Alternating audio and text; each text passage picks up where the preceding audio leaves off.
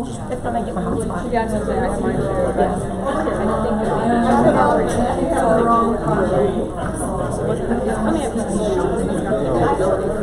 I might have touched it. Yeah. I don't know if he's got some kind of coach. I don't think so.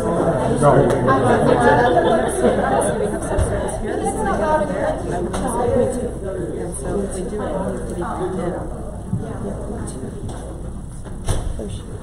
I didn't think that's mine. There we go. Sorry. Oh, they got it.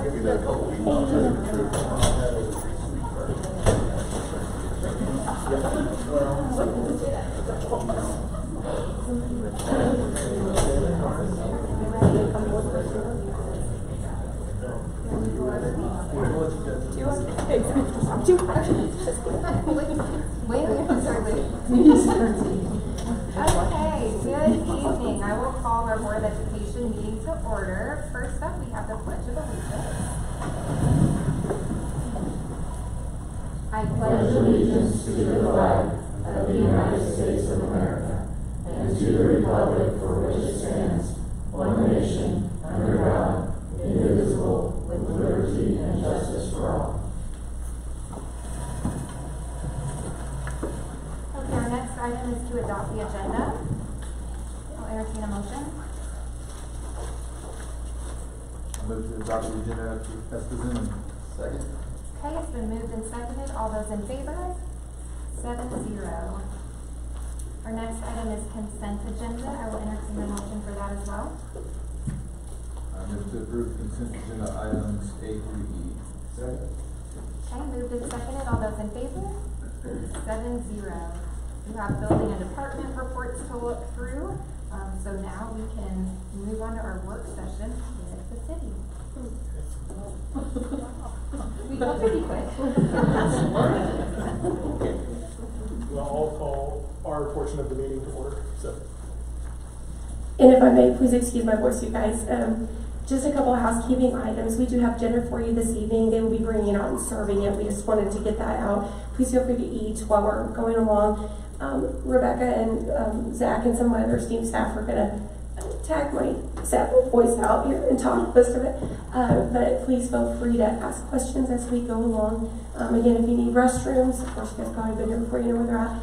And if you need internet service, please connect to the MC guest on your Wi-Fi if you do need that. So with that, I will go ahead and give it to Ms. Rebecca Lickyer-Dupoulis. She's our Director of Admin Services, and she's going to be your host for this evening. All right, thank you very much. I think we're going to start with our, here on our agenda, just a quick overview of the city's strategic plan. And we're going to go through it through our update on progress that we've got for you here tonight. So part of the Commission's vision statement is a three-pronged approach: a thriving community, to have an expanded tax base, and to provide trustworthy service to the city as a whole. In February of 2021, the City Commission adopted their strategic plan. It includes priority initiatives that have been identified in previous plans and were incorporated in there, such as the Community Survey Action Plan from 2020, the 2019 Housing Market Needs Analysis and Housing Strategic Plan, and then the Comprehensive Plan Renewed, which has been around for a little bit. And within this, there are 4 overarching goals. These 4 goals really direct all of the work that we've been doing in the city. The first one is to increase the tax base and grow our community. The second is to increase the housing stock, all different types and price points. Increasing amenities to improve that quality of place and the like. And then, of course, to maintain and improve our infrastructure. So can everybody hear okay? Okay. All right. We just want to make sure. Thank you. This wonderful chart came to us courtesy of the Newton Now newspaper. And this was put together from information that was gathered in that community survey. It's kind of nice to be able to see what people were willing to support, and it also kind of gives us some information on what they were willing to pay for, because of course community support isn't everything. We've got to have the dollars and cents behind it.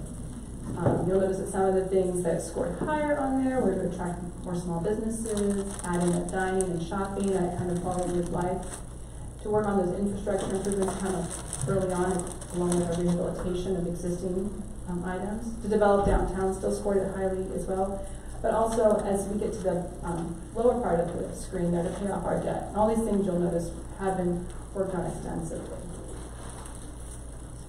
So here's some of the different community development factors that are considered by site selectors and industries. And these are items that we take into consideration all the time as we continue to move.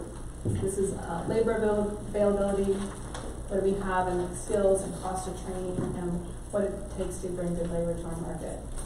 The availability of various energy and its costs. Transportation, how much we're going to be costing in our supply chain, in our highway accessibility, just lots of different factors in that. Our availability to obtain raw materials, what our potential environmental regulations would be. And of course, we want to have employees without a great place to live. So our quality of places, amenities, our pools, our golf course, our schools, our great housing, and other opportunities that we have here to make it a great place to live. They take into consideration, of course, the corporate tax rates, any state and local incentives that we may be able to offer, and then tax exemptions, which we do in types of property tax exemptions, IRBs, and other such instruments that we utilize. So here's our great time to get to look back through our past year or so and see what those accomplishments that we made on these priorities that our city commissioners have given us to work on. Starting off, we're going to go through the recreation and those quality of life, those place initiatives, again, that make it a special place to live and be. We have the PPC interlocal agreement, that renewal. That's been able to have that pool that we just got to enjoy for a full season, and the ball field improvements, which we're all really excited about. We've been able to do the fundraising and the design portion for the public library. We're wrapping up its projects to get it in the final stages to go out to bid. And again, brings another amenity to our community. We continue to look for and have obtained grant funding to expand our trail systems. The Healthy Harvey Coalition works very closely with us in that initiative, doing great recreation and alternative transportation models. We have the great news of being in the newest of 3 designated Main Street communities. Many people have heard me speak about that, but that is a historic preservation-oriented economic development tool that helps build community and utilizing the small businesses and the wonderful partnerships that we already have with the Chamber and other local partners to make it a really great place to work and shop and live in our downtown community. So to continue on our accomplishments and our progress that we continue to offer to our community, this is some of the business and economic developments that we've been able to see in the past year. We have a lot of great industrial businesses that have stayed or expanded. We have Bunting, Full Vision, Park Aerospace, Midwest Transformers, CP Customs. We have that extension with Stanbridge, continuing that. We've got some new industry coming over in our industrial park to continue to expand that. We also have the announcement that many of you have heard of the GAF in our industrial park. So lots and lots of pieces that are coming together and continuing to work with us. And then of course, human solutions. So many of these things, again, you've probably heard about some other things, but it's always nice to look back and to see all the work that the community's put together in the organization. And we have many different types of things going on. So then to come down a little bit to a different level of commercial, we have a lot of things happening in the south of town, off Kansas Avenue. We have the Starbucks coming in front of the Walmart that I know people are kind of looking forward to. Of course, we brought Freddy's to town, that you can see right there off Highway 50. We have Benjamin Franklin Crafts coming as both an industrial and as a retail location. And then, of course, our larger expansion of Quick Trip that'll be coming in. So those are really wonderful things. All of these things cannot work together, though, without an overarching thought and plan. And so that's where our wonderful Community Development Commission comes in to help guide recommendations to our city commissioners. And they are called Choose Newton, kind of colloquially. We enjoy that a lot. And they have the expansion of the Choose Newton website. This initiative was started in early 2020. It kind of had to be put on hold because of the pandemic. But it's been really taken up with a lot of vim and vigor this year. We've expanded the social media site. It reaches more than 3,000 people now. And in it, we're talking about all things Newton, not just the big industrial, not just the big commercial development. But we want to celebrate every success there. We want to celebrate the small business openings. We want to celebrate our partners that do great things. We want to celebrate our events there. We brought together our CDV marketing into that. We brought together our Main Street. We're wanting to make it a place, a one-stop shop for people that are here and enjoying it, and people that might be interested to see what a great place Newton is to live or work or play. And through that, Choose Newton, that Community Development Commission, also established a land bank. So this is just another tool for us to continue our growth and our expansion and give people and developers more opportunities to find a product that fits their needs.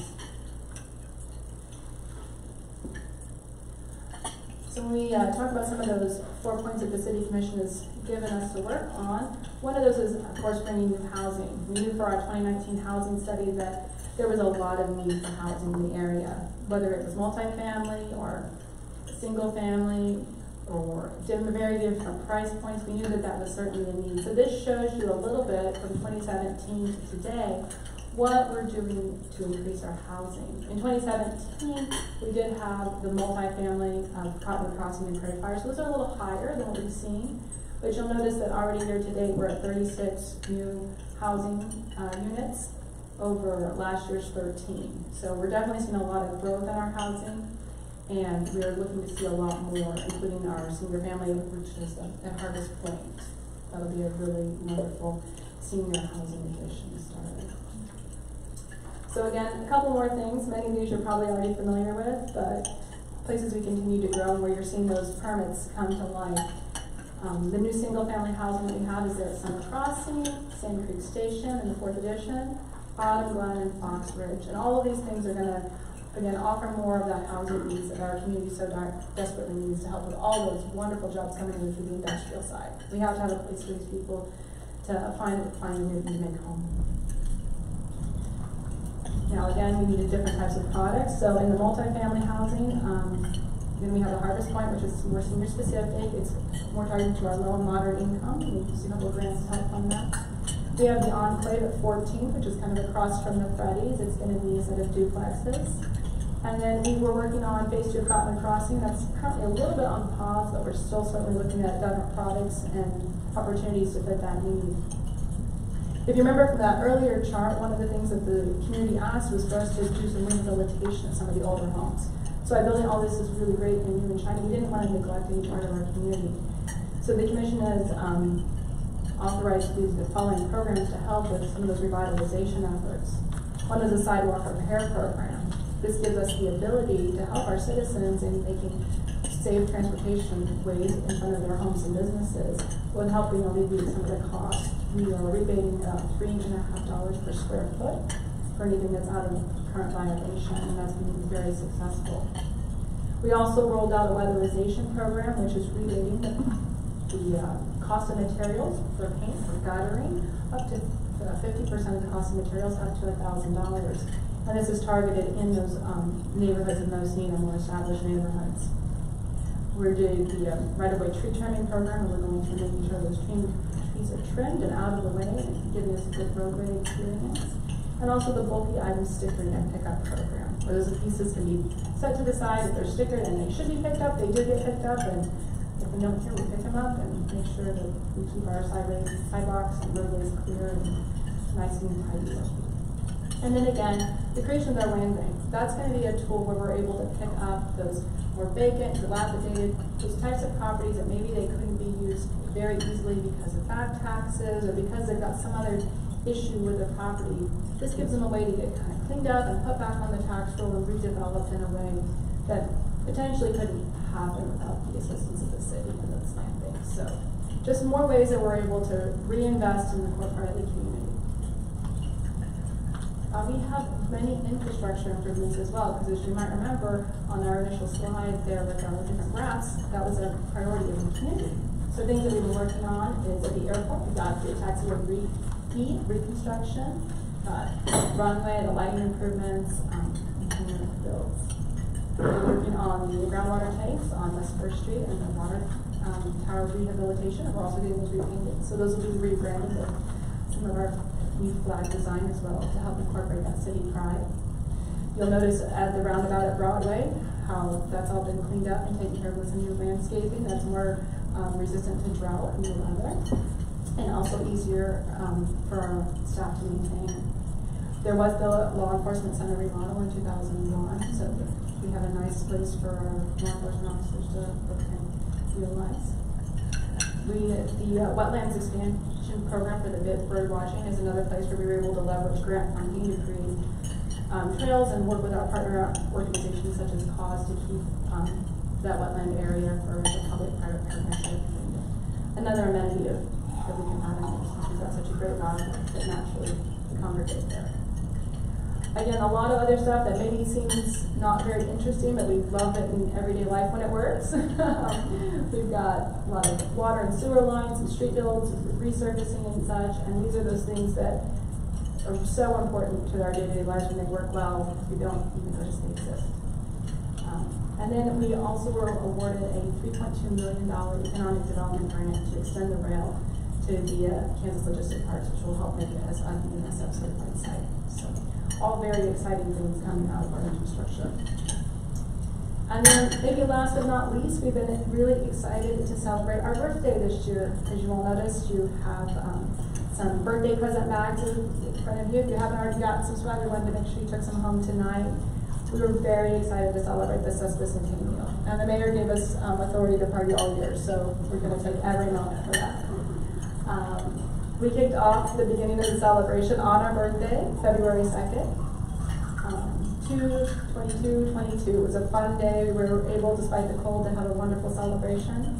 We came together again on a more temperate day on June 4th with a Ferris wheel and food trucks, and we're able to really let the community celebrate in our wonderful Main Street. And then just recently we had our charity golf tournament, raising funds for our new library building. We've been working to co-brand other events and continue to offer our merchandise. And we were able to be very grateful to the mural association who painted us this gorgeous mural on behalf of our birthday. So hopefully we'll be able to wrap up the year with a couple more pieces, but it's been very exciting. We really thank our Sesquicentennial Committee and the whole community for their support.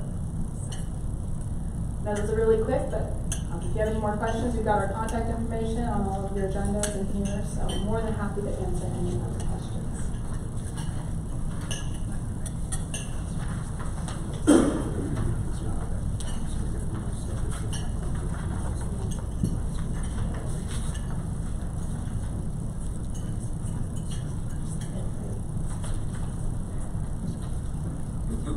Mayor McBroom, did you need the microphone? Oh, do I need the mic? I mean, I usually don't have to turn it down. I don't know that I need it though specifically for anything, but.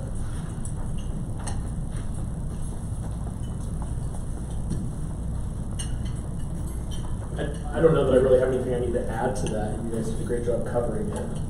Do any of the other commissioners want to add to it? I would maybe just highlight, the only thing I would highlight in there, and I hope that when we originally planned this meeting was just for us to have a seat around the table, and of course we want you guys to be at our table, and we hope that we can always be at yours, but just the importance as we look, there's growth happening in the community right now that I think we haven't seen in a long time, at least in the last 10 years probably, and a lot of it is I would say very committed growth, or I don't know if I want to use the word guaranteed. Nothing is guaranteed until we do a ribbon cutting, I think. But it's very steady growth, and it's happening, and there's so much going on even behind the scenes that the public isn't even aware of yet. I don't know that it's secretive by any means, but just I think every meeting we come to, it seems like we're talking about some kind of economic development, something happening. There's a lot of economic development that is happening long before the city is ever even aware of it. And I know there's been some questions in the past about some tax abatements and how those come about. And I think it's fair to say that if we don't offer it, they'll go somewhere that does. And we have not had a practice of offering stuff like that until they ask.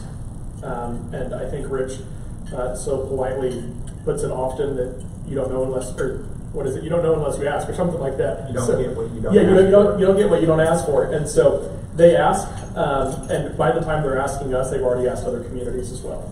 And if we tell them no, I mean, Wichita's not a far drive down the street. Neither is Park City, neither is Valley Center, neither is Keachai, neither is Heston or Mountain Ridge or anywhere else that will offer those incentives to them. So we've been fortunate, I think, to have some of these places here because, in all honesty, if you go out to the industrial park and you look around out there, like where Ben Franklin Craft Stores is going, that distribution center for them, I don't know that there's very many developers that would drive up on that and say, well, this is a great piece of property. So we're lucky, I think, to have those people here, but we're anxious to keep moving forward with them. And so that's just the one thing I thought maybe I would just want to bring up, is we got that maybe the most appropriate time to do that. But then also just the role that the school district plays in this as well. And these companies look at, for instance, GAF. I mean, I think Commissioner Kane was at a meeting with me here where we met with GAF long before anybody ever really knew. I think there may have been one or two representatives from the school district, and we met with them here. They wanted to introduce themselves to us. Was that you that was there here in this room, I think? And they just wanted to introduce themselves to us, but they had already begun to look at what the schools were like. And so in that process, just how much of that you guys play in as well. And they're going to be they're going to hire 150 employees, whether they bring them here or more, whether they bring them here or they're people that they hire from the community or the surrounding areas. But there's no doubt there's going to be VPs and execs that will move here, and they could very likely have kids that are going to go into the schools. And if the schools don't have something to provide to them, they're going to go. Just in the same way that if the city doesn't have the amenities to provide to them, they're not going to want to come here either. So I just think that I'm glad that we can sit around the table tonight and just talk about that, because I think that we both share a role in the development of the community and what happens moving forward. So, neither commissioner want to add anything to that? Okay.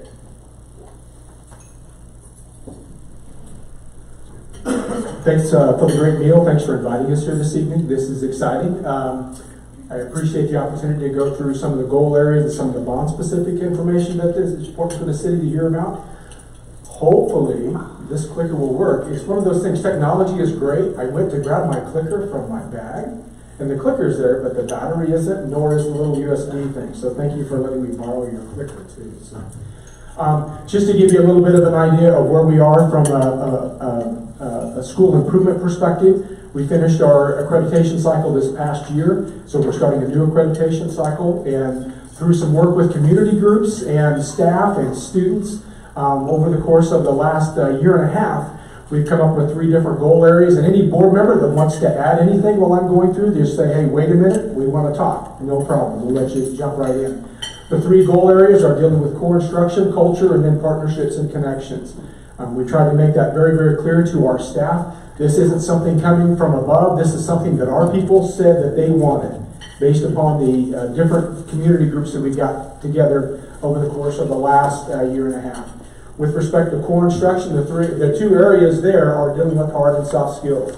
And when we start talking about hard skills, we're talking about our academic subjects, the 3 R's, those kinds of things. We also want to make sure we look at those soft skills. Employability skills is probably a better way to put that than soft skills, because folks get a negative connotation when they hear soft skills. Culture is something that you always want to work on, always want to work to improve. I think it's fair to say that after failing 2 bond issues, that's one thing that we felt when I was hired, that we needed to work on our culture to try to improve that perception in the community. Those partnerships and connections are something that you always want to work on as a school group. We feel very fortunate, at least I know I do as a superintendent, coming from a rural area where we didn't have the amenities that we have in a community like Newton. We are so fortunate to have the community partners that we have and the access to different types of partnerships and connections that are available here within Harvey County and especially within the Newton community. Just to kind of give you an idea of how we're working through this with our staff, a school district is a little bit different than a city. A city, you're going to have your different departments where you tell your folks to go out and repair this road. Okay, in a school system, you've got a bunch of teachers who are great and wonderful people, but you've got to bring those teachers along with you at a little bit different level. It doesn't matter what we do at a board table. It doesn't matter what we do at an administrative meeting. If it's not happening in the classroom, it's not going to be a successful implementation of anything that we do. So what we did, we're starting out with hard skills and looking specifically with this initial round through a cyclic process in English language arts. And we'll show you some data in a little bit that gives you the indication about why we're going this direction. We enacted something called the root cause analysis, where we're trying to actually determine what are the reasons why we have our issues within our academic areas. And when we look at some of our data, you'll see that we have things that we need to work on. What we wanted to make sure we did through this root cause analysis was focus on any subgroup that was maybe the reason or a specific reason why our scores would be low. Looking at our overall data, though, the determination from that group that went through that root cause analysis is that we need to look at the whole core instruction, not just any one subgroup. And that'll come clear in a few minutes, probably. Staff involvement is critical. I'm old, right? So I've been through a lot of school improvement cycles. I've been through a lot of different initiatives in my 30-some years as a teacher, a principal, a director, and now a superintendent. If you don't get your staff behind what you're doing, especially from a teaching perspective, you are wasting your time. Because as soon as that door closes and those teachers in those classrooms, if they're not bought into what you're doing, it's not going to happen. So it's real important that we work as hard as we can to bring our staff along as much as possible in lockstep. What we're doing from the root cause analysis and the staff development, or staff involvement, is we're developing district and level certainties. Okay, now the certainty is just a nice way to say non-negotiable. All right, what we're trying to make sure that we have, like, these are going to be things that are required based upon a root cause analysis that the staff has been involved with, based upon what the data says we need to look at. So as a district, these things are non-negotiable as we move forward to buildings, developing plans, departments developing plans, and so on. Level, we mean that at the secondary level, the middle level, the elementary level, things can be a little different, but they need to fit within those district certainties. I know, for example, at the elementary level, they're further along with some grading concepts than we are at the secondary level. So those specific plans that will be developed with those levels will look a little different, but they have to fit into those district certainties, and that's going to be real important. Our board is going to be working on some actual numerical goals associated with ELA, and when we get to that data piece, you'll kind of have an idea of kind of what we're up against in terms of what our data does say. But we'll have numerical goals that will be a part of our KISA, which is our school improvement state level process. They refer to it as KISA. And honestly, I've already forgotten what the acronym for KISA stands for. I should remember that, though. Then we're going to be creating plans and communicating, enacting those, monitoring, and reporting progress over the course of a 5-year cycle, because that is what our school improvement cycles are. They're 5 years in which you work through those things to get accreditation. So we started with ELA. We're going to work on math. We're starting that beginning in December with the root cause analysis. We're going to enact a different group of staff members and administrators, and we're going to work through that and then try to have some math goals in place by the fall of next year. So that cyclic approach will happen. And then you got to be careful in a school system. I mean, you can do anything, but you can't do everything. I think Dr. Jordan from KASB is the one that said that. You know, teachers and administrators and school people are just very busy dealing with kids on a regular basis. Infusing a bunch of new stuff at one point in time, you're not going to be successful. So we are taking this in a very deliberate way because when you look at our student assessment data, now I kind of want to go through what the state assessment is and what it isn't, all right? A state assessment is a summative assessment that's given one time a year for students in grades 3 through 8 and one time in high school. In ELA, mathematics, social studies, there's 3 grade levels. In science, there are 3 grade levels, okay? There are 4 performance levels. A level 1 is a non-proficient level of performance. It's one that is not acceptable. Those kids will not be college and career ready. So last year, as a district, 41% of our kids were in level 1. 41%. That's why when we looked at those scores, it was important for us to consider that from the perspective of if almost half of our kids are in level 1, that's not a subgroup issue, that's a core issue. 34% were in level 2. Now, when you listen to subgroups across the state of Kansas, they say level 2 is a poor performance level. All right, and I'm not going to say definitively that they're incorrect. I am saying they're leaving part of that out. We have some correlation scores associated with level 2 in terms of kids being ready for college in terms of a predictive score on ACTs, where in that upper end of level 2, they are considered college and career ready, all right? But the State Board of Education shows performance levels 3 and 4, there's without a doubt those kids are college and career ready. So I'm not saying that I'm happy with kids in level 2, but I'm much more unhappy with that higher percentage in level 1. Okay, all right. So if we can reduce that percentage 5% a year over the course of the next 4 years, we're going to be doing very well, because we'll also bump kids out of level 2, and that goes back to looking at small levers that we can pull instructionally to make some of those changes. But those things are hard to do in a school system, and we need to approach this from a systematic perspective. I said before that I've been involved in a lot of school improvement plans, and I say this kind of thing often. I've been involved with initiatives where you develop pockets of excellence. I am tired of pockets of excellence in education. All right, I want the whole dead-gum pair of pants is what I usually say instead of the pocket. Okay, that's why it's got to be a system-level approach. When you go to a lot of districts, you'll have rock stars at different departments or different individuals. I want our whole district to be a rock star as it relates to some of this stuff. You look at math performance on state assessment, 43% of our kids were in level 1, 35.5% in level 2 in 2022. Now, I want to make clear these trends are not necessarily recent, and they're not all due to COVID. We had about a 6% increase in level 1 performance over the course of COVID, but we were still around 35% in level 1 in ELA. And our mathematics percentage was in the upper 30s prior to that time when you go back to 2017. This isn't new information for any of my staff. They have all received this stuff in weekly notes and through other types of things. Other student data, this is for 2020. 40% of our kids were at 21 or above on a composite. The highest possible composite scores of 36.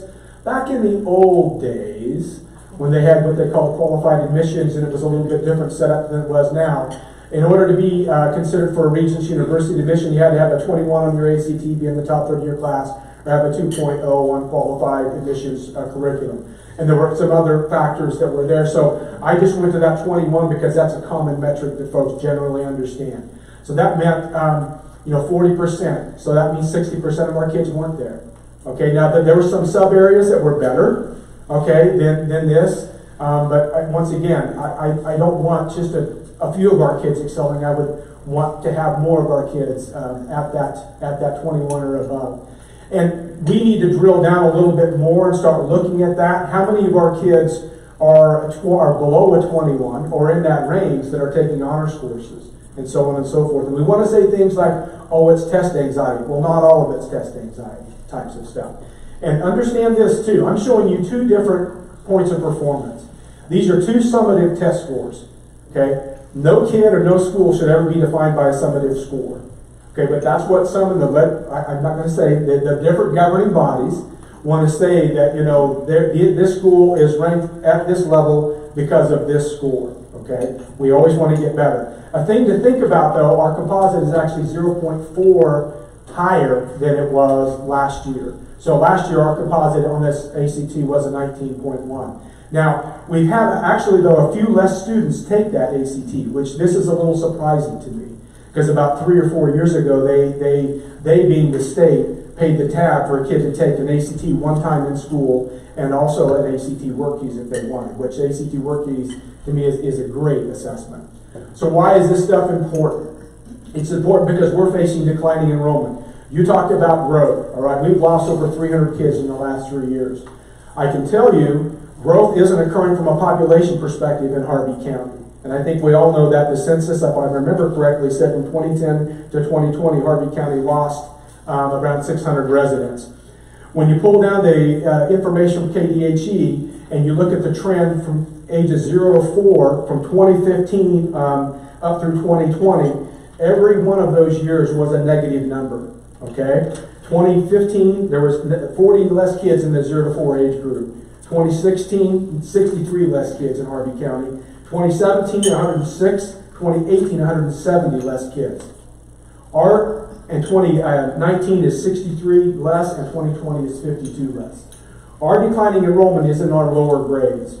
okay? Of the 270 that we registered last year that we had lost over the course of the past few years, 180 of those kids were in that K4 level. That's just going to continue to work up through those grade levels.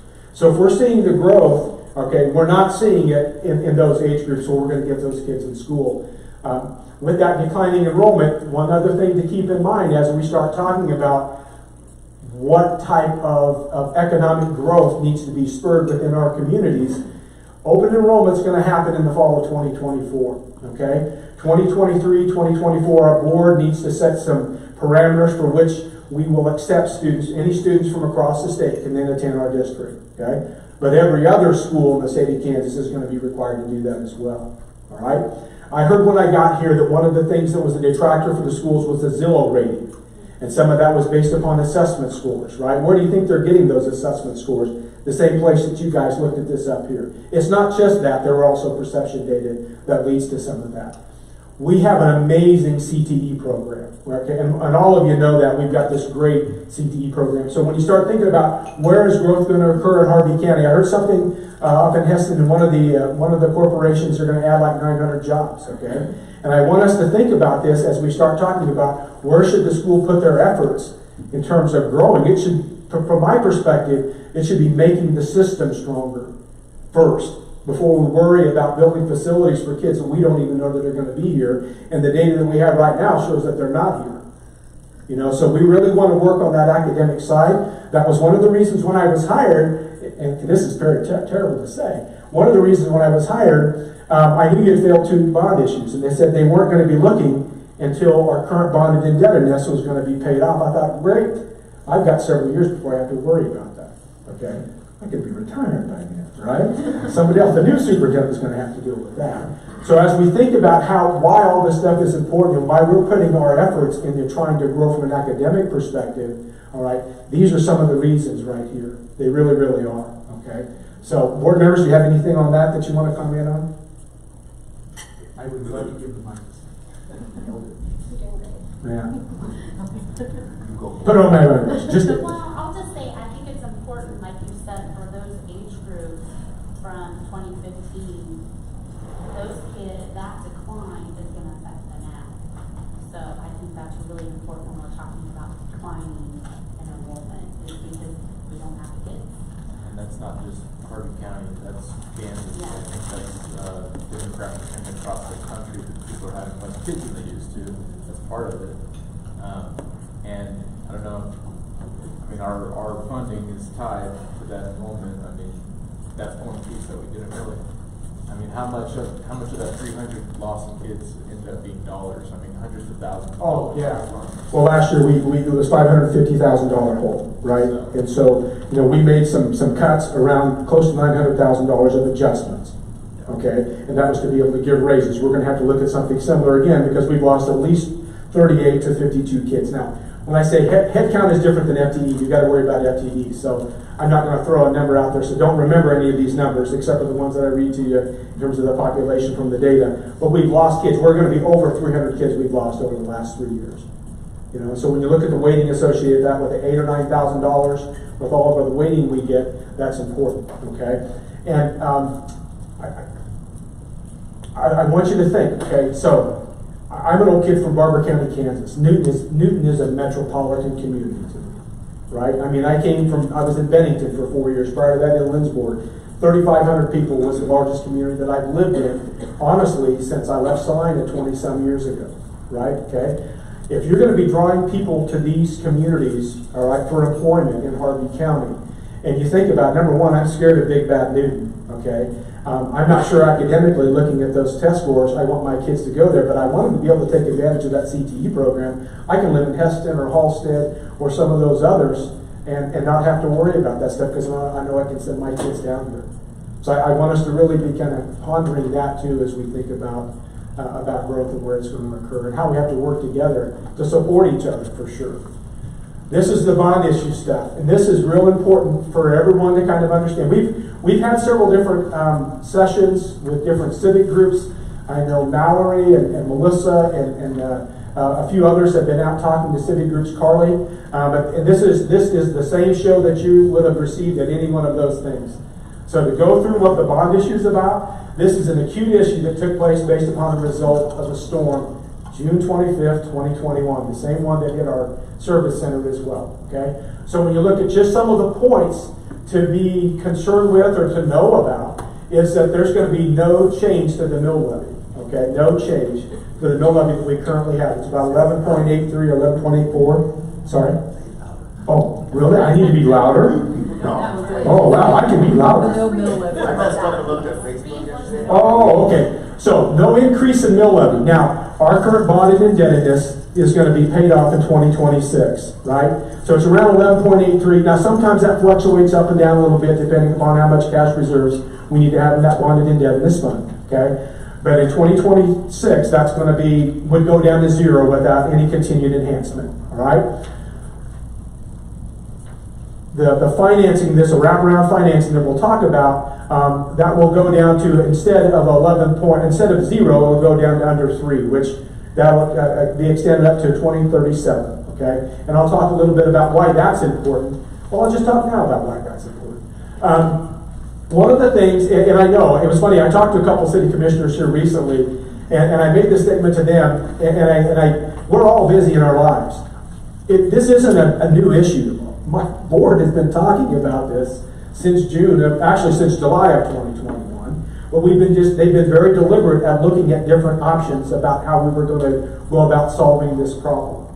Okay, so every one of those board meetings, you can go back and review every one of those. There have been great discussions that have been had around this topic, and some heated discussions too.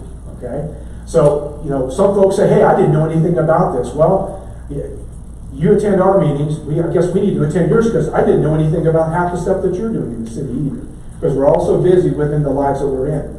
Okay, the plan is to keep Santa Fe in our long-range plan, Santa Fe campus. All right, and extend the life of that building to 40 to 50 years. Also, this bond, this is the thing that will get kids in a gymnasium the quickest. We're talking August of 2023. There are a lot of reasons why that's important. People want to say it's all about physical education. That's only one part of the puzzle. We are right now, because the new Recreation Commission has been so gracious to allow us to ship kids down there for their physical education program. It's only 3 blocks down there, but you figure the amount of class time that's being taken up by those 3 blocks. If you've got a 45 minute period, you've got 20 minutes at least that's going to be spent on travel. Because you're taking the kids from 3rd floor all the way down, putting them on a bus or walking them down. We're putting them on a bus now because that saves an additional 4 or 5 minutes each way. That's a big deal. That's also a cost to us, okay? But it's not just PE. Those kids in that 2-year building, school culture is already hard enough. So when we look at Chisholm and we look at Santa Fe, they get 420 to 480 kids in a building, and they've got 2 years in which they can create positive community culture, school culture. You only do that through getting those kids together. They don't have the central gathering place, and they haven't for 1.5 years. Okay, they won't for another year. Okay, looking at any other option would have been at least 2 years probably down the road. So this gets those kids so they can have assemblies. They can have music concerts and things like that they're just not able to have. So that was one of the big selling points too. Already talked about the June 2021 calling into account the structural integrity. Once again, I'm going to kind of go back to where we talked about intrusive versus non-intrusive investigations. Initially we had Mahler from Mahler Engineering come out and do a cursory review of the building. We had him then come out and do a more in-depth, but all of those were non-intrusive. He did not drill holes in walls. He did not put cameras up to see the kinds of issues that might be underlying the main structures. When we brought McCown Gordon and DLR Gravity Works, they did intrusive investigations of those buildings. And like I already mentioned, that this is in the long-term plan for Santa Fe to be in the Board of Education's long-term vision. Now, okay, and if it were Fred's perfect world, we would do things differently. But we can't. I mean, this is a stepping stone that's going to allow us, because with declining enrollment, the thought of even passing a huge bond issue that your taxpayers probably won't support would be a pretty big lift, I think. When we were initially looking at these options, we initially looked at 2 different capital outlay financing options. Those are totally unattractive for a lot of reasons. One of the biggest reasons, we just engaged in an HVAC plan where we're already wrapping up 1 mil of our 8 mils of potential capital outlay every year. Okay? We're currently using a lot of our capital outlay stuff to address the needs that the failed 2017 and 2019 bond issues did not address. And a lot of those are centered around HVAC, but not only HVAC. If you've driven by my office on McKinley there over the course of the last 4 months, you'd have seen a lot of exterior renovation taking place. That's a part of those capital plans that would have been addressed in a bond issue. And I can show you some of the pictures that Mr. Schaefer shared with me. Those are the same things that didn't happen for 70 years on Santa Fe or on Lindley Hall, period. People want to say it's the previous administration and board. No, it's not. It's the previous administrations and boards for 60 to 70 years. And when you think about that, I've been around construction some. We never talked about sealing, waterproofing and sealing those masonry structures 50 years ago. Of course, I was only 8 then. But even when I was in there, we didn't talk about those kinds of things. Now there's some tuck pointing and stuff, but construction technology has changed. So when we looked at those capital outlay financing, if we were to go that route, what we would end up doing is taking more away from capital outlay that we can't afford to take away. You've seen some of our fleet vehicles running around town. They're not only are they aesthetically unappealing, okay, the paint's chipping and things like that, some of them we're just darn thankful at the end of the day that they're running. Okay? So we've kicked a lot of cans, and this isn't just a school issue here at USD 373. This is a state issue. There's been deferred maintenance for many years through many rounds of budget cuts that we're trying to keep up with. That's why those bonds in 2017 and 2019 that failed, they put us behind that 8 ball. Now your board, I think, and the previous administration did a great job of trying to come up with a 5-year capital planning, okay? But when you look at that, you don't see hardly any instructional things on there, any instructional equipment. You don't see very many vehicles on there. You see nothing in terms of mower replacement, things of that nature. So we're just trying to get by, and we're waiting for the next emergency that we have to deal with from that capital plan. And then we have to shift things around and keep moving around. So those capital outlay financing options were not appealing at all.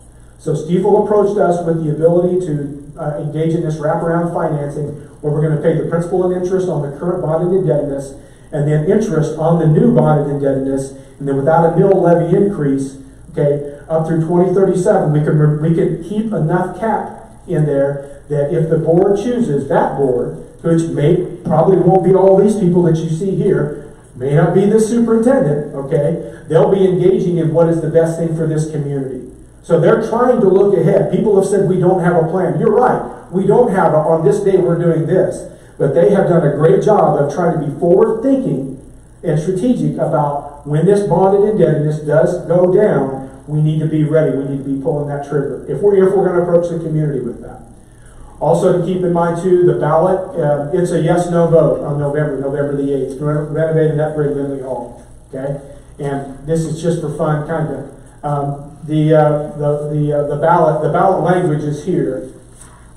Okay, and from what I understand, according to Carly, and Carly can correct me, that is on the back right bottom of the ballot. Okay, so don't be lazy. Fill out that dead ballot. Okay, if you need to, start at the back right and work your way to the front. But make sure you vote. We can't tell you how to vote, but make sure you vote. All right, don't leave us hanging there. This is the scope of the work when you look at what's going to happen up there. You guys all have those sheets in front of you. Carly provided you with those, with that. You have construction cost estimates for Lindley and construction cost estimates for Santa Fe. So you've got the scope of work there. You've also got project soft costs and then total estimates. So if you see at the bottom there, 7.31 million to 8.085, that does not include the financing costs. Okay, so those financing costs, that's where we have the probably the $8.435 million. That includes those financing costs.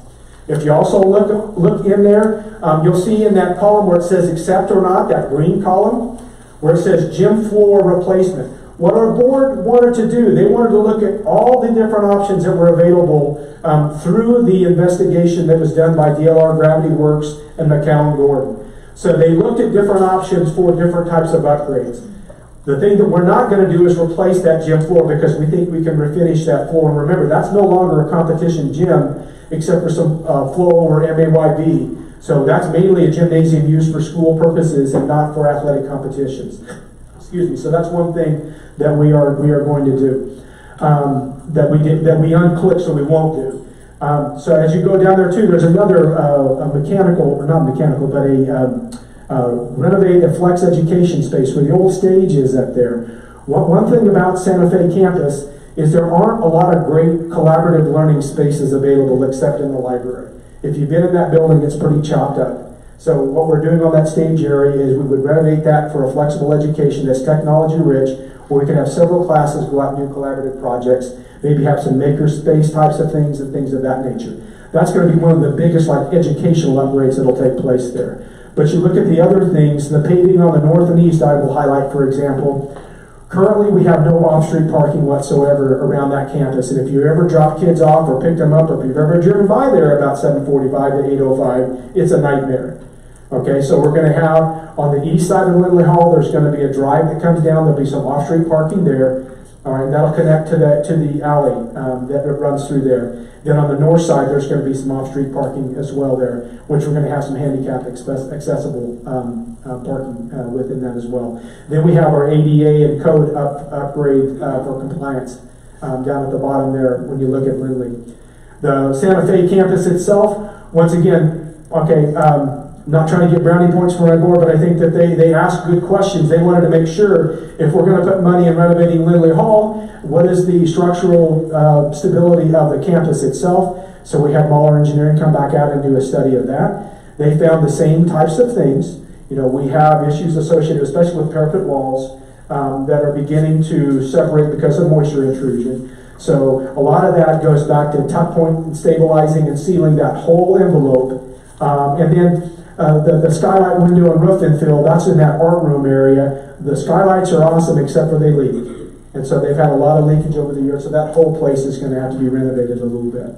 So that's the scope of work associated with that particular project right there that's going to go on the ballot on November the 8th. Those are the diagrams that you guys can see. This is just a potential way that room could look, that flexible education space. That is the ballot. And our communications director, Carly, has done a good job, or great job, of putting all this bond information on our website. And there's even some FAQ stuff on there as well. So all these materials are accessible publicly. All right, so, you know, we've heard a lot, you know, like for example, these two particular ones we're making sure to try to highlight.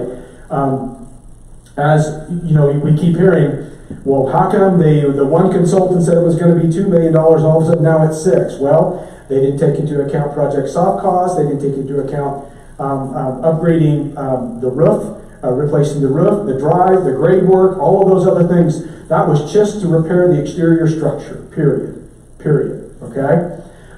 It is more cost effective to build a new gym instead of renovating Lindley Hall.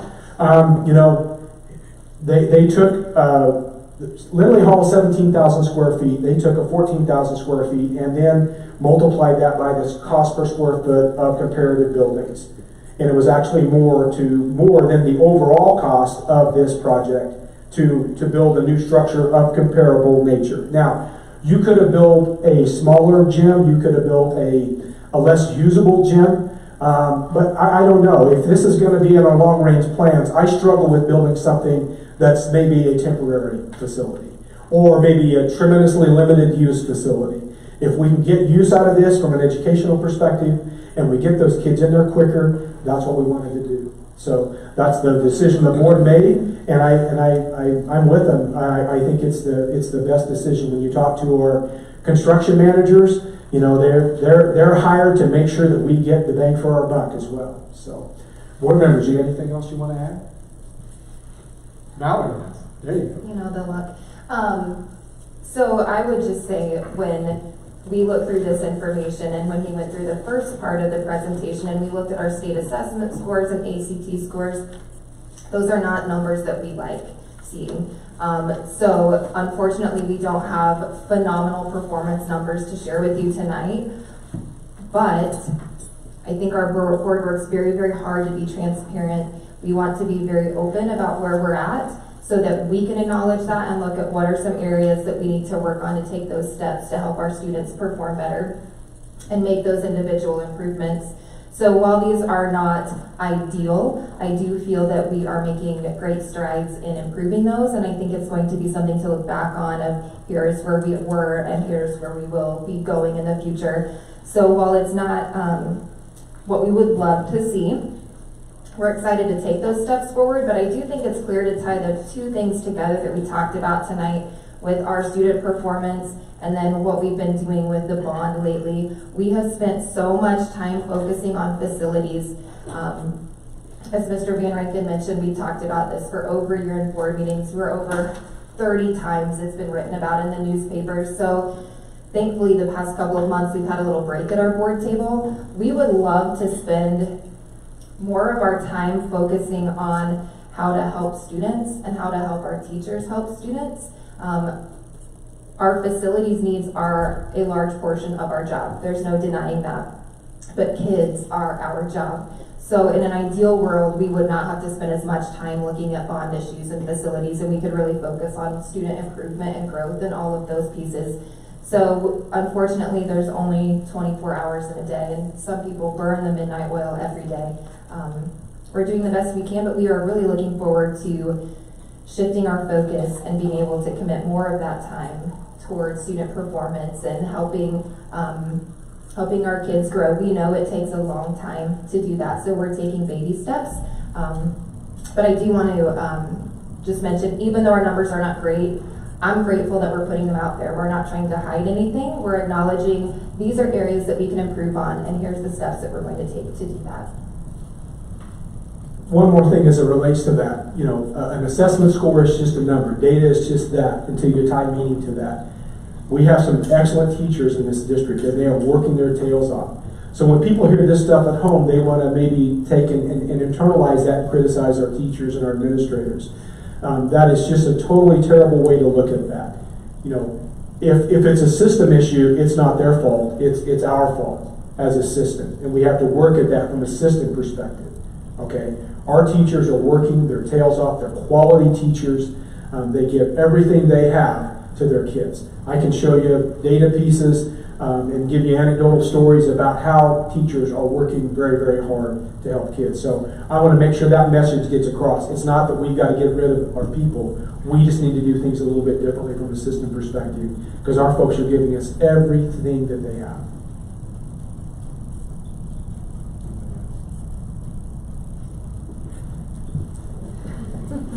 Not my mic. Want to try to catch it? Drop the phone on Test. There we go. Well, really exciting. I've been looking forward to this for a while, so it's nice to come together. I believe we all are drinking out of the same fountain. And so to collaborate and work together and to share visions and wins is huge for our community right now. I think this is positive PR for us. I spend time with most of you guys. I come to some of your meetings. I watch almost all of them as I'm doing stuff online, so I get to see some of what's going on here. But I think that, I really love where y'all went through the wins and the things that are going on that are good and the momentum that's being built and that has been built over a period of time, right? One of the things I'm excited about is knowing that our team has some great wins. We've got some of the best people in the state here now, right here in our community. We've got some of the best teachers that we've ever had right here, right now, and some of the best and the best in the state right now. And so we are doing a lot of things in a great way. One of the things that, as we were kicking this idea around for the bond, and I'm going to take it there now, you have visions and you're fighting for the middle, and me being pretty inexperienced in this setting, it's hard to want perfect all the time. When you're developing the software or doing things in the world that I come from, you want perfect every time. And Fred said a great saying, and I don't want to chop it up and mess it up, but don't let good be the enemy of, or don't let perfect be the enemy of good enough to serve kids. And our focus is the kids. And the more I look at this and the more I see the contingencies that we have built in for our bond, I think this is another win. And I think we need this win as a community, big time. I jumped online the other night. I messed up one on Facebook. And man, I wanted to kind of start going off a little bit. And sometimes I've caused that in the past, and I'm learning.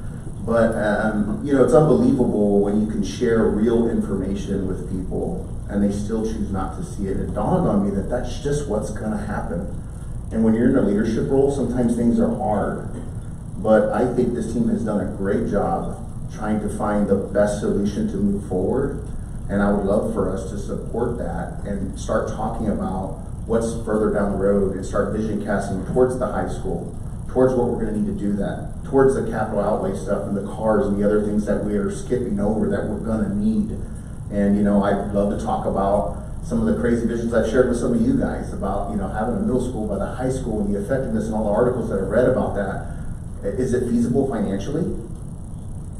Probably not. Not right now. But we're going to find that out. And we're going to go through a process and we're going to work for it. But I think the high school is the next best thing to focus on after we get through this hurdle right here. And so I'm pleading to the community, give us this win. I think we need it. And I know a lot of you guys carry, a lot of people will call you guys and you carry votes, bottom line. And that vote right there that you see up there checking yes on that box, taxes aren't going to go up. They have contingencies that will help to make sure that that number doesn't change on us. And if something happens during construction, we're going to have to go to work and figure out what we're going to need to do to keep the project moving forward. So anyways, I'm excited about this next step. I really am. And I'm excited about Newton having another win for the school district. And I'm really excited about focusing on the kids first and what we need to do academically to get them where we need to get them to be successful as they move through here and out of here. And hopefully a lot of them stay here because we create that environment and culture that they want to be a part of. And it's going to take a lot of work, and I think we're doing the work. Not I think, I know we are. It's going to take time. So next time we come together, hopefully sooner than later, I'd love to start casting that vision with you guys and telling you guys what that might look like for the new high school and how that could help some of the things that you're doing. And so anyways, I just wanted to make sure I put that out there, out on Front Street. I mean, we really need this win. And so we can't tell people how to vote. That's okay. But we can make some strong suggestions, right? And so Newton needs this. I'm going to backtrack a little bit and talk about the state assessment scores. And I just want to put in a plug, back up our staff here. If you want to compare state assessment scores, let's say Newton to Heston.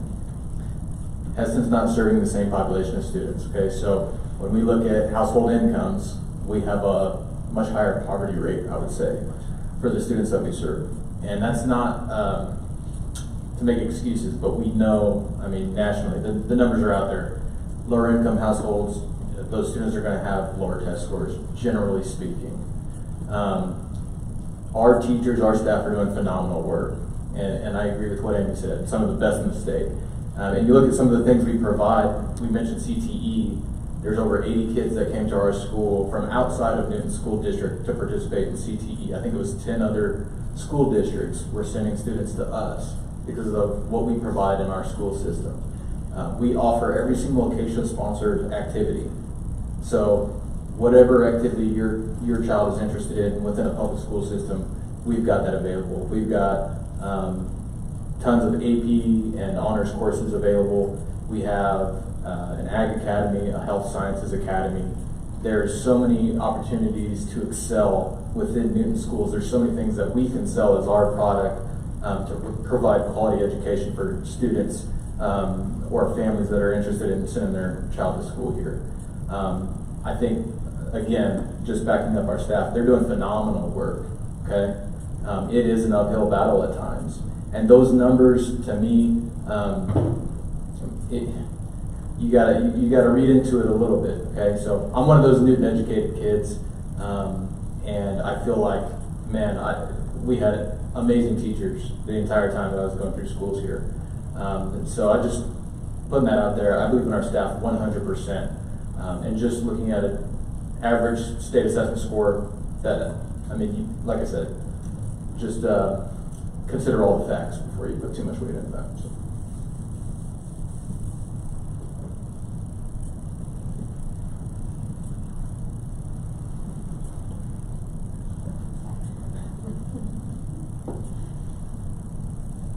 One of the things that was up there was culture, and I just want to talk a little bit about that.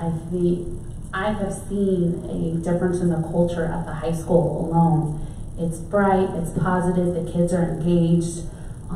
Look at the football games on Friday night where they all go out into the middle of the field and sing the alma mater. How heartwarming is that? We didn't do that when I went to high school. So I just think, I want to say the culture has made a shift in the last few years, and it continues. I mean, the kids are excited. They're excited to participate in the activities that are offered out there. So, I mean, I think as far as the school goes, we have a good culture, and the kids want to be there.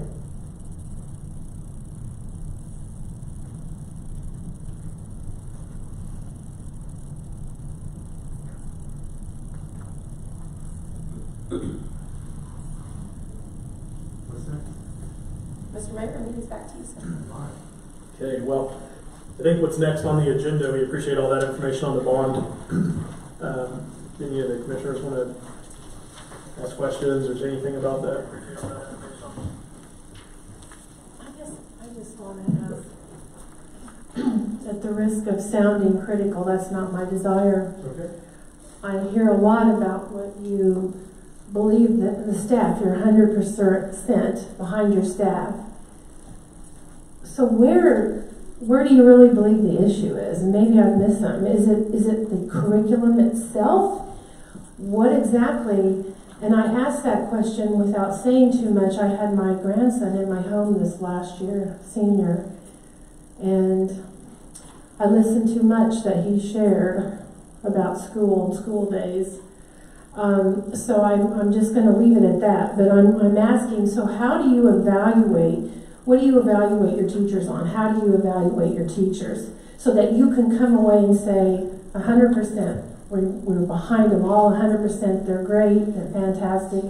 How do you do that? And then if that's the case, then where is the issue with the numbers? I mean, when you dive in to look at that, what exactly are you finding or seeing? Or are you not there yet? We're kind of there a little bit with some things. I mean, to me, it's a core instructional issue. Like, you know, when you look at like a lot of the state standards, it's not that they're written at a level 2 or below, okay? It's just that from an instructional perspective, if we look more at what a level 3 performance is like and what a level 4 performance is like, and we try to design instruction towards those levels, as opposed to just only the standard itself, that's where we think those small levers that we begin working with our teachers will be helpful, okay? Doing some, I hate to say more assessments because I hate the state assessments. I say hate them. It's a fact of life that we have to give them, okay? And it's a fact of life that there are groups in the state and even at the legislative level that use that as a sword against public schools, okay? So we have to focus on that. But an assessment score is not a measurement of learning, in my opinion. It's just a product of a partial representation of student learning. So we need to look at that instruction itself, and are we presenting instruction from the perspective of a level 3 and level 4 in terms of what they're getting as opposed to a level 1 or level 2? And when I say it's a system issue, that's what I mean by that. Okay, it's not our teacher's fault. It's our fault as a system, and that we have to look at instructional design at a higher level. Okay, we have kids that are disadvantaged. We have kids that come from poverty, all right? But that doesn't mean they can't learn. So we just have to put systems in place and work over time and tweak those systems to where our teachers, number one, will buy into doing that kind of stuff because they see results. We see small changes every year. You figure 5% a year over the next 4 years. That's a 20% decrease, you know, in that level 1 percentage. So it's going to take some time. Training teachers, it's a lot of work. How do you evaluate your teachers, though? Teachers are evaluated according to an agreed upon tool. It's actually a state, and you have to pick from a list of state-sponsored tools that you can use. It's called a Keep to Evaluation tool. Yeah, that's how they're evaluated. It doesn't. We don't factor test scores in because number one, that would be tremendously unfair to do. Okay, so administrators assess and evaluate our teachers in terms of their performance. There's a bunch of different ways to talk about that. There's your first and second year teachers are evaluated twice a year, third teacher once, and then fourth year, I think it's one, and then every 3 years they're evaluated, right? Something like that. So I haven't been evaluated as a teacher in a long time. So you don't go in and actually sit with the teachers while they're teaching? Yeah, no, they do. They do. Yeah, that's what those performance evaluations are. But you remember, like I said, when you go in, okay, that's why it's so important we address this as a system. When that door is closed, you don't know what's going on there. Not that our teachers are doing anything nefarious, okay, but we just want to ensure that instructional level is high. So we have tools like walkthrough tools and stuff like that, to where we don't go in and spend a whole period. We might spend 5 minutes to see what kind of look-fors that are there that would indicate the quality of instruction. Once again, that's a non-evaluative way of getting some data. Well, I heard you mention tools. I didn't hear you mention that originally, as far as going in and evaluating. Yes. By watching, monitoring, or what you call auditing. Yeah, but just like any other thing, I can go watch a forklift driver one day, but the other 363 days of the year, they're doing whatever they want, right? I mean, you just hope the product, but that's a product generally that's measurable, that you can see. Measuring education, measuring learning is a lot more complex type of a thing than just a widgets producing task. It's hard. I think we touched on a common thread here tonight, that as leaders, we all have a responsibility to make sure that we give our people the tools, the skills, and the resources to do what we want them to do to be successful. That's not only the city staff and employees, but also the teachers and the students. So keeping that focus to make sure that we give them the tools, the skills, and the resources to be successful, I think is a bridge between our bodies.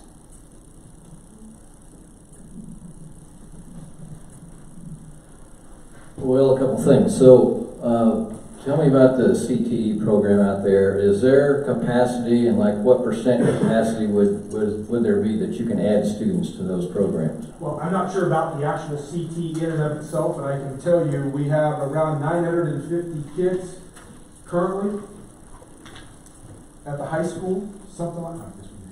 Yeah, thank you for hearing us on the mics. The sound in here is difficult when we're live streaming. Even with my big mouth, it's going to be difficult. Gotcha.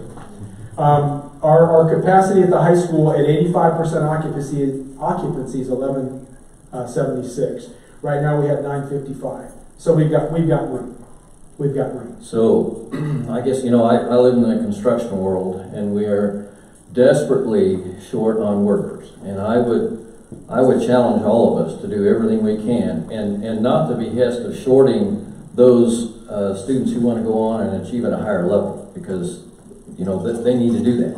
But we also need those workers that are going to help fill some of the 900 workers needed at AGCO, and some of the, let's just say 150 to 500 jobs that are going to be started here in the Newton area in the next 3 or 4 or 5 years.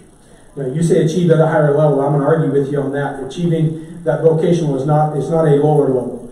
You know what I mean? That's one thing that I think that we need to make real clear. That's not only is it honorable, it's fiscally probably more responsible of a lot of us knuckleheads that went and got a 4-year degree and more. Thank you for clarifying that. I feel exactly the same way.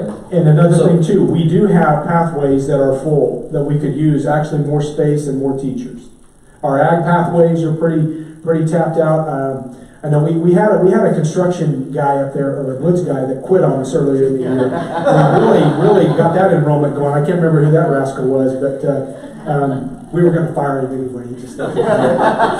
But our pathways get great enrollment. Our automotive is up tremendously this year over last year. We have good enrollment in those pathways. I know if we ask our ag teachers, they need more. They need more space. They need more room. They need more people. So I guess the other thing I want to encourage all of us, we need to push each other, because there are deficiencies. There are in your organization, and there have been for us. But you know what? We are, and what I'm hearing here tonight, that you all are taking steps to change that and to change that culture. And I know we are. You saw some of the things that are shaping up here in Newton, and we're pretty excited about it. But we didn't just wake up one day and go Shazam. May it rain down economic development. That's just not what happens. The other thing, for all, or any or all of you that were at the Economic Outlook conference last week, you know, Kansas out-migrated 5,000 people last year. So what you're describing is just indicative of what's going on at a statewide level. However, if you think about if we really push ourselves, and us included in that we lay down all the infrastructure, put all those things in place, the housing, the industrial, the commercial, which we're doing just as fast as we can. And I know some days I hear from our city staff, they just don't, I mean, things are coming at them so fast, they don't know, but that didn't start in a vacuum, and it takes a lot of intentional effort. So I just encourage all of us to push each other, that we want the very best, so that at some point, Zillow is not going to give us a bad grade. I don't even know what their top number, what is their top number? Whatever it is, I hope one day I can push that button and their Newton is with that top number. And I think we can do that. But we cannot let up on the pedal. The pedal has to be to the metal right now. I appreciate the comment you made earlier about you're really committed to making the system stronger now before new buildings for students that we don't have. You don't have to look at it that way, but I appreciate the fact that you do. Right now with our current capacity, we could take another 818 kids based upon what the enrollment we have in K-4 buildings. You know, I mean, we've got plenty of room. Bring them. Yeah, I'll add maybe to what Leroy was saying too, just in the CTE programs, I mean, one of the things that I experienced, I happen to know that guy that Superintendent Van Rankin was talking about. And what that guy would tell you was that he was pleasantly surprised with how well supported the CTE programs were at the high school, which then made it very difficult to decide to walk away from that. But yeah, I think that just about every single one of those programs is almost at capacity. I mean, there's very little room for any more students into it. In fact, my understanding was that even in the Woods and Construction, there was no, what do they call the students from the other districts? Yeah. There was Area white kids. There was no area white kids that were allowed at Woods and Construction this year because the number from Newton District. So very well supported, and I think those students are considering what an alternative to higher education looks like in today's world, and so I think that's really cool. Our next thing on our agenda was discussion on how we can support each other's goals. I think we've both laid out what goals are, and I think that through the presentations, I hope that we've kind of mentioned that. I know for us, we want to be able to provide more housing. That's part of the problem, is we're sort of maxed out on housing in the city. I know that just an interesting thing that I just want to throw into this conversation is that just nationally speaking, well, actually, let me say this first. I think that the best takeaway I had from spending some time with the district was my perception of public education changed dramatically. And it wasn't until I was able to spend time in the classroom and with other teachers, right? And so, you know, Clint McBroom from 2 years ago, or 2.5 years ago, I don't remember when it was that I started, but felt much differently about public education than he does today. And so I haven't agreed with every decision the school district has made, as well as you guys haven't agreed with every decision the city has made. But I've chosen in many of those situations just to call Andy, a friend of mine, and just get mad at him and not anyone else. So, and that's a true statement, though. Am I right? Yeah. And so we talked about it. He does the same for me too. But just to support. So the teachers at the school, when I heard those, as you just presented those score numbers, I would say that I can think of many of those teachers that, and I wouldn't name, can't really even think of any either, but that maybe I just would have had a preconceived notion of, that maybe we're just failing the kids. I think every single one of those teachers at the high school try like super hard to not fail the kids, and not fail the kids with a grade, but fail them in just teaching them. There's a high level of just lack of care with some of the students in general. And I don't think it's a teacher problem or an administration problem at the school. I think it's a societal problem, and we just see that in a lot of different places. It's why our workforce is so short right now. There's qualified people out there to work, they just choose not to. And so I say all that to say that I think our teachers are doing great. I would agree with that statement. And I think a lot of that comes from the support they get from district offices. So that's what I want to add to that conversation. And again, all of that changed by being there in the school and being with students and being with teachers and seeing that firsthand. So that was good. I like that. Maybe the best thing I could have did in my life was spend time there in the high school. So Should have got another year out of you. even though you guys charged me to leave, so yeah. Yeah, that was poor planning, but I enjoyed it. So the next item was to discussion on working together to support each other's goals.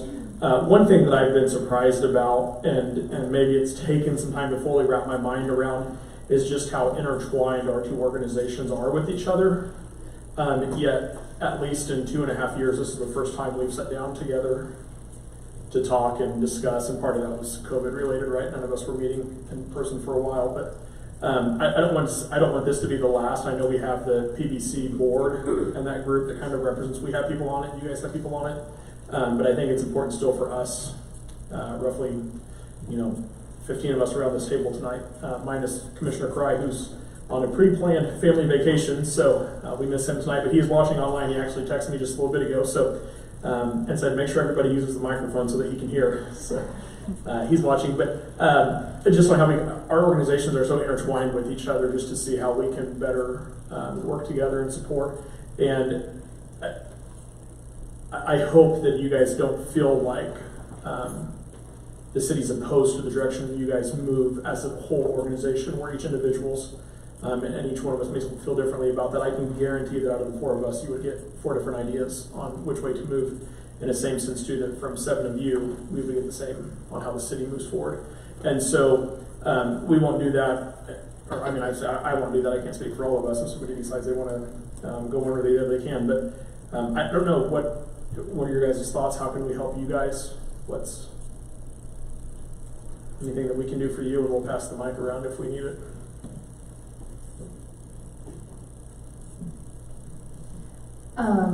I would just say I loved your comments about your change of perspective about public schools being in that. I think I went to public schools. I have 3 kids in public schools, but the older they get and each new building they go into, it's eye-opening to see what's taking place in there. So not something for you to do to work on reaching our goal, but just an invitation. Come into our schools, any grade level, any building, starting at Cooper, it's the happiest little place. Go in and you will, when you come into any building, they're all very different. They're all like their own little home. You will fall in love with these kids, and it will change your perspective on our schools. And has been mentioned tonight, our teachers are doing a fantastic job, but if you spend 5 minutes in those schools, you will see they are not just standing up in front of the class talking. They are dealing with 150 things at one time. So please come into our schools, spend some time, read with kids, go in and watch when they have presentations. I don't know any teacher that would say, no, I don't need any help, I'm fine, thank you. Come in and tour, just come in and see our kids, see our buildings. You will not regret it. They're amazing kids, amazing teachers. You'll definitely walk away with something positive. There's a lot of our teachers that are dealing with more, they're instructing more than just what the curriculum is instructed on, in a good way, in the sense that you're having students coming in with life problems and home problems and personal problems, and they're, it's at the high school level especially, but then they're asking those teachers for advice. They trust them, and they care enough. Sorry. Somebody else take the microphone and say something. I was gonna. Yeah, go ahead. I appreciate your comment, Mallory. I got to go last Thursday to the life skills class up at the high school. I thoroughly enjoyed that. I could have stayed there all day and spoken with those kids. It's just for the short amount of time that we had at each table, it was so eye-opening, and had a moment to insert some of my own questions and some discussion, and I really appreciated that. Those kids were great. And the teacher, she is definitely seems to be a real fit for that class. She really does. Remember what I was going to say now? Sheila asked me when the meeting started if I was missing the high school, and I said I'm not missing the classroom aspect of it, the classroom management. If it was, we were talking about teacher evaluations, you do your own evaluation too, and then they come in and observe randomly. Some unannounced, correct? They just come in, and I know that Ben Reed was my person for most of that time that I was there, but he would come in and just check, and I was always glad when he did because I always needed help on something, but self-evaluation for me was that I wasn't very good at that classroom management with students. And students are hypersensitive to your weaknesses. I'll say that. Yeah. They do. If they were nice to me, they may get away with a little bit more than if they were sort of standoffish. Anyways, all that to say, I said what I missed the most. I don't miss any of that part of it. I don't miss the teaching part of it. I really don't.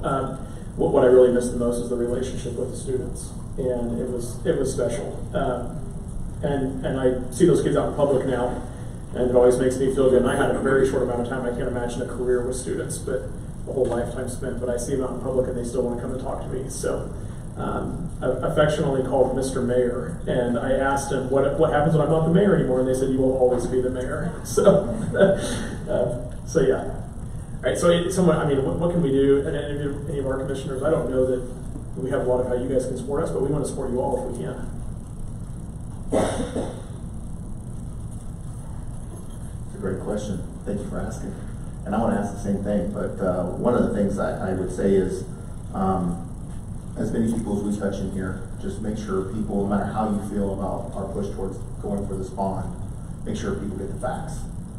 Just get the facts. You know, taxes aren't going up.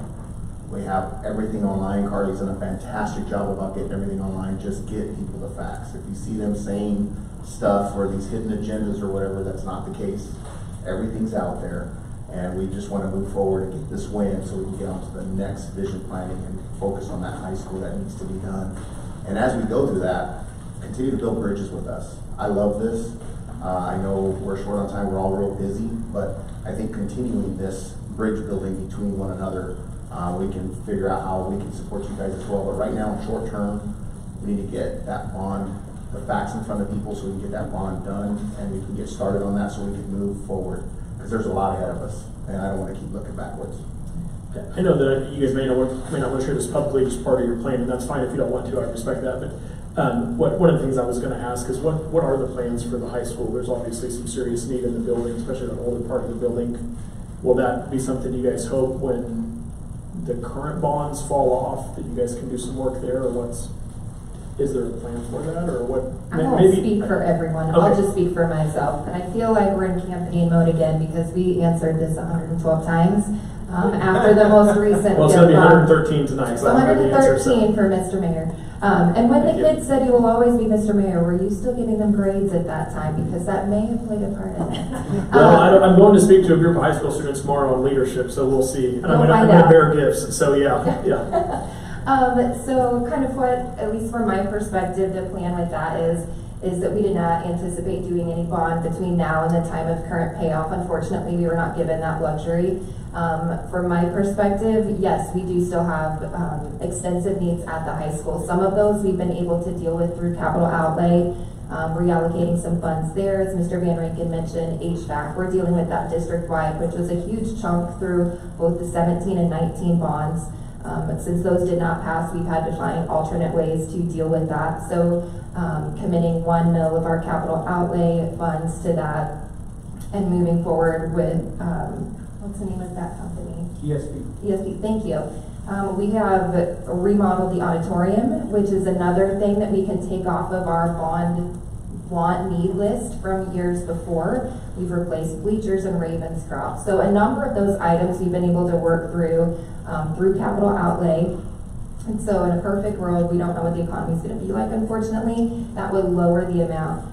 I think one of the biggest things that we'll need at the high school, we need walls, permanent walls. So the need for addressing that core instructional area and classrooms and all of those things are still there. It never went away.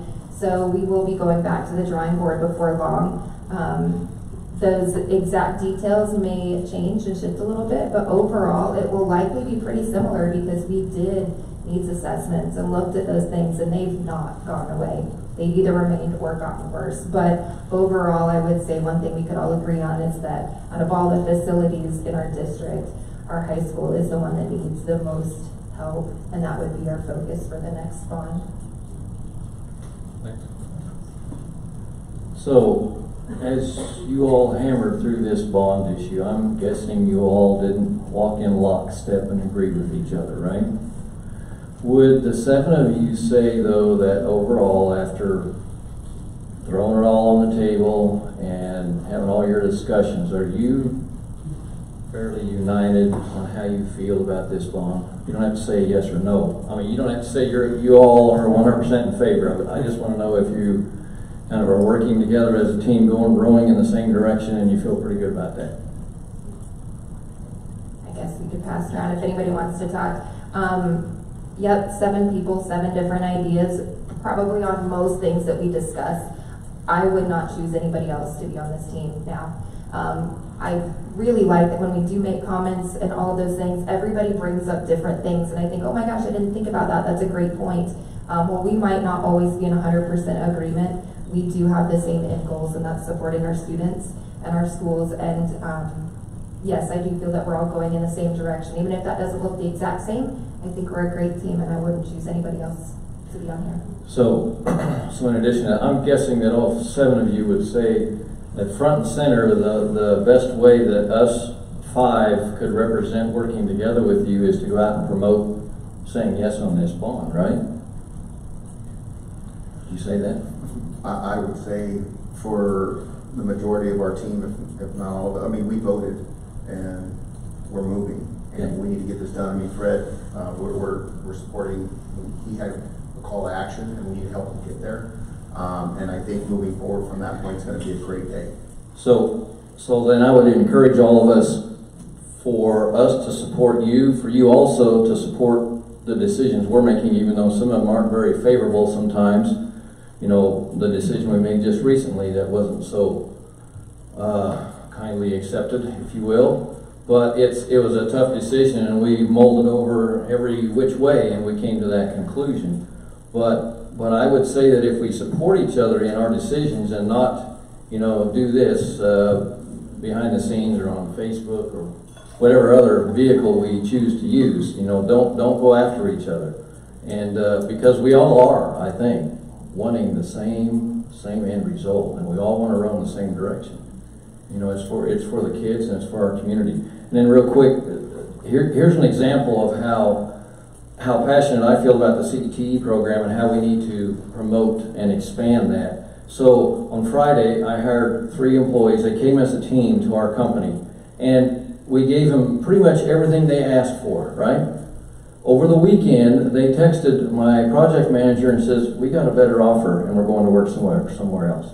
And let me tell you, we're paying the top wages in our industry, but that's exactly just what's happening in this environment. So anyways, let's promote what we have. We have a real gift out there. There's no doubt.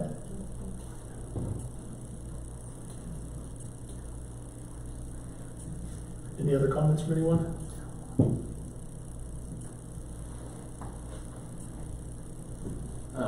Just answering the question about supporting each other's goals. I know Clint does an excellent job of this already, is just supporting our regular gear and being proud of Newton schools and just sort of bragging on us when you get the chance. I think just having that positivity, understanding some of the things that we talked about that are good, that are happening in our school, being able to sell that. So if they're just looking at Zillow rating, you're like, yeah, but you're missing this and this and this. You don't know about the CTE. You don't know about all the CASH activities. You don't. I mean, I spent time in the school and talked to those kids. We have amazing things happening. Having those selling points available and being able to support the school in that way. If you follow our Facebook page, Carly's always putting wonderful stuff, positive stories, amazing things that are happening in our school district on there. So just being sort of knowledgeable about some of the things that we have going on And yeah, you know, not everybody agrees with every decision, but you know, I listened to your budget talk, and I really liked Rod's presentation where he had, so yeah, the city mill levy may be high, but we're the city's providing services that in other places county provides, you know, and it all adds up, and it's really not all too, you know, crazy. But anyway, just trying to be knowledgeable about the positive stories and understanding each other's decision making. As far as the bond goes, there's a lot of truth in the saying, don't let perfection be the enemy of progress. First time I heard that, I think, was one of the old fire chiefs, Chief Phillips Carter's dad. There's a lot of projects that we work on day to day, and if you really just want to make it perfect, you might spend more time than you have available. Absolutely, you could do some digging and kick it around for who knows how much longer, but it is correct to say that this option gets those kids back in the gym in the soonest possible way. And Mr. Van Rinken alluded to this earlier, all the benefits that come with that, more than just PE class. You know, one of the things I hadn't really considered until we sat down and had a talk a couple weeks ago is, you know, just that first day of school. We have 5 elementary schools, right? All those kids come together for the first time at Santa Fe. And that first day of school, typically speaking, we have a large assembly. And the principals can say to their students, you know, this is what we're going to try and accomplish here. We're happy to have you here. And we hope you enjoy a great year. Here's your teachers. Here's these fellow staff members. And they haven't had a chance to do that.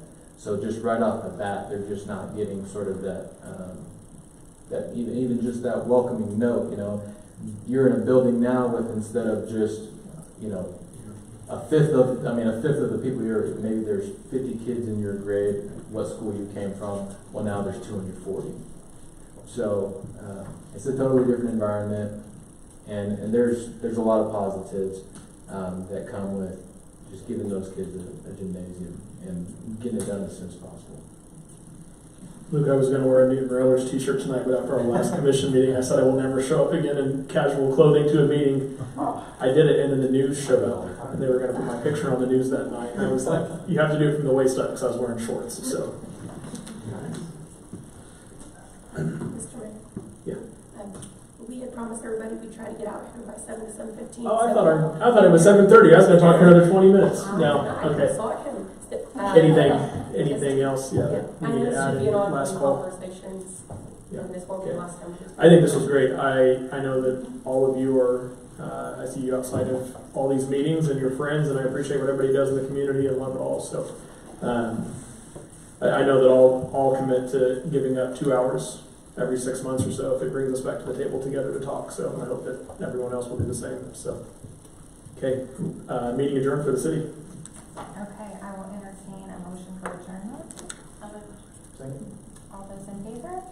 7-0, meeting adjourned. Okay. And tell the Meridian Center thank you for dinner tonight. Yes, we do.